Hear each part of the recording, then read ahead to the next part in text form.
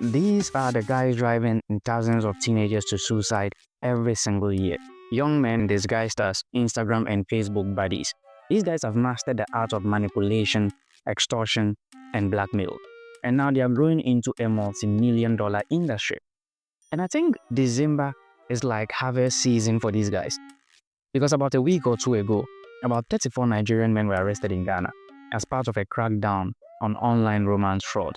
And this came shortly after the arrest of what might be the dumbest scammer since Raymond Ashfopi, one Abu Trika.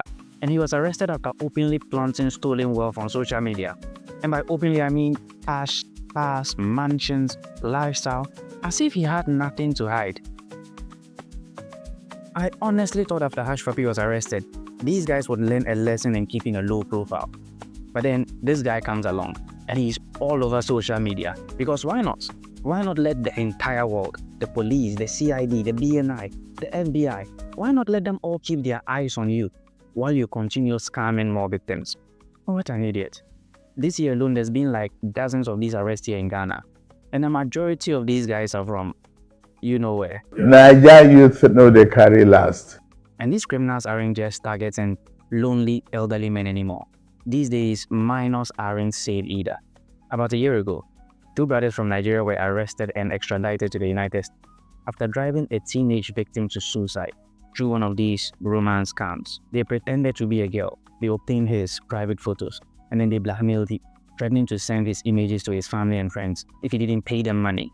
This guy was like 17 years old at the time, and when the victim said he would take his own life if his images were released, their response was, "Do it fast, or I'll make you do it." And he did. The guy took his own life. This one isn't fraud. That's just evil.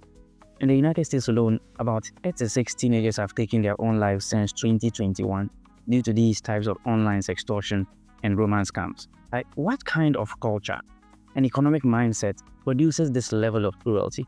We often hear the same excuses. If we talk about unemployment, poverty, lack of opportunity.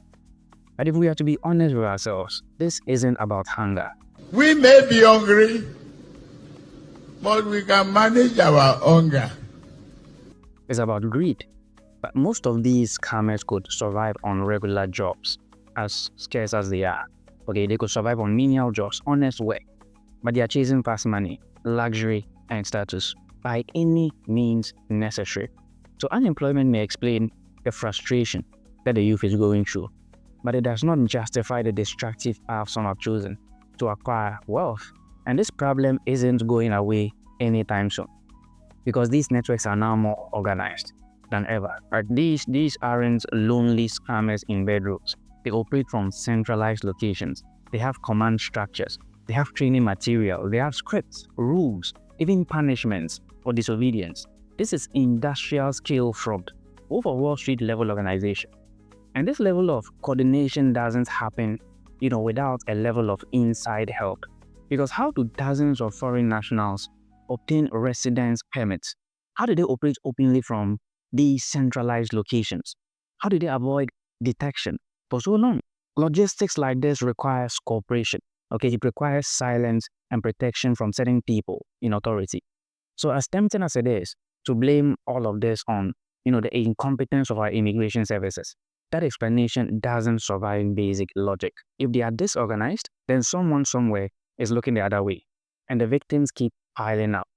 Now, according to the FBI, in 2023, there's been about 33,000 victims, and in 2024, we've had 54,000 victims. The numbers keep going up every single year. These guys are improving, and they are scaling up their operations. And unless this is treated as the organized crime industry that it is, the numbers will only keep rising by the year.